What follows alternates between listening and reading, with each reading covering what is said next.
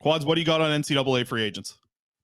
I got a lot. We wrote about it over at Canucks Army. It is free agency week for NCAA free agents. They're eligible to sign as of Monday. So Monday is the day we're looking for. I got that information from you this morning as we had some stuff on Canucks Army about it. And I revisited because we were talking about this yesterday. I thought it was funny because you were like, oh, nobody makes a list of the free agents, the top free agents.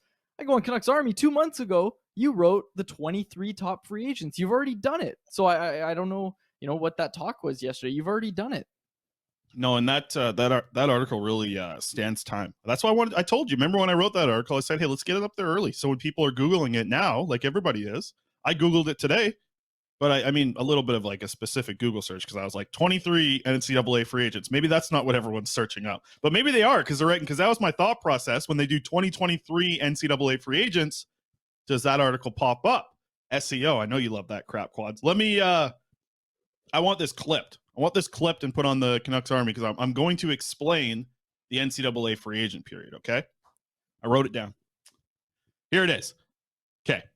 16 teams will compete in a 2-week-long single elimination tournament that begins on March 23rd and will run until April 6th. So that is the time of the 16 teams competing in a single elimination tournament from March 23rd to April 6th. April 6th is the longest you can go if you're an NCAA hockey team and you're looking to win a national championship.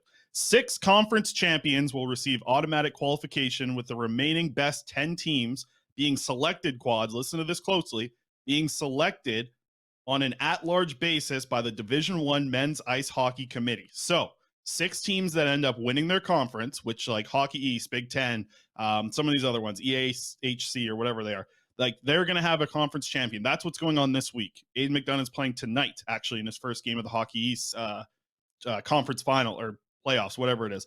So they got that going on. 6 teams that win, they automatically go in. Then the next 10 best ranked teams that is made by this hockey committee, they're going to go into this playoffs as well. The 4 teams will then be reseeded and placed into 4 separate regional sites. That selection day is March 19th. That is when they make the selection. So if you're a top 16 ranked team, you're feeling pretty good about it. If you're a team just on the bubble, but you've played good hockey, you did a really good job at these conference championships, like maybe you do get a bump into the playoffs. It's a selection thing. It's similar to the NCAA basketball, right?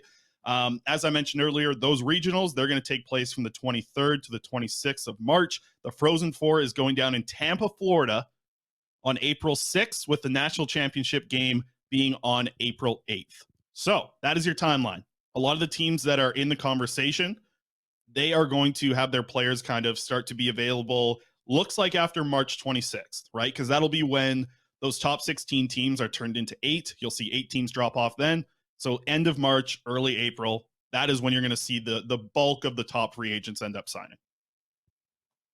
So Jake Livingstone, is he a Canuck or not? Bingo. He's going to be one that's going to go deep, right? Like Minnesota, Mankato, they're a strong team. They got a couple other guys here. Let's get the top 5 NCAA free agents up here. And Alex, I'm sorry about the graphic. I couldn't get the damn NCAA thing in the corner there. I don't know what I'm doing with the graphics. Anyways, let's get to my top 5. Jake Livingstone, number 1. He's a 6'3" defenseman, 23 years old. He's got 36 games this year, 7 goals, 23 assists, 30 points. He's the unicorn. He's the 6'3" right shot guy.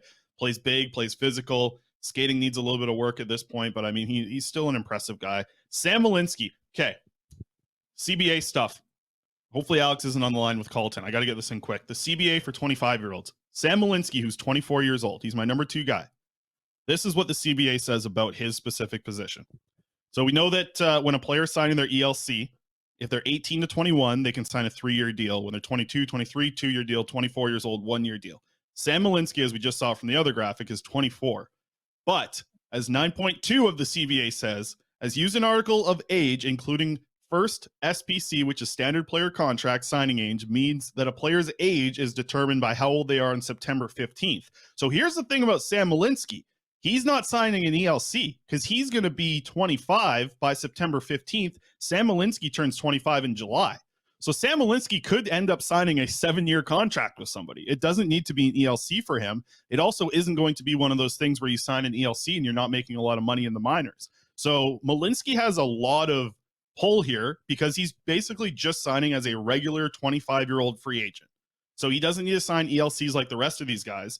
Malinsky is in a different camp here. He's got a lot of pull on what he does. So I think a lot of it, though these players are looking at fit, like Malinsky could end up signing a contract that, like, if the Canucks offer him like $1.2 million over 3 years, he's going to take that instead of taking a league minimum deal with somebody. So like money's into play here because Malinsky is not signing an ELC. He's signing an SPC, which is difference between entry level and standard player contract. So interesting note about Malinsky. Akito Hirose, he is the left shot guy. We got him at number 3 on our list. He's also playing with Livingstone there at Mankato. Strong player, very smart, good puck mover, good skating. Really like Hirose. We'll be interested to see. I don't think he's for sure coming out yet. And then the 2 forwards that I added here, a 21-year-old and a 20-year-old.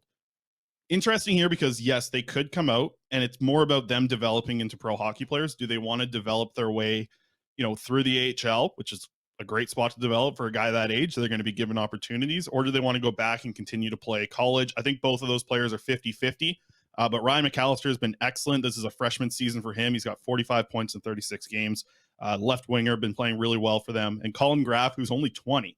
A couple of years in the NCAA for him, but he has been excellent this season as well on a much worse team. So the number is a little bit inflated for Ryan McAllister because he's on an excellent line over there with Western Michigan.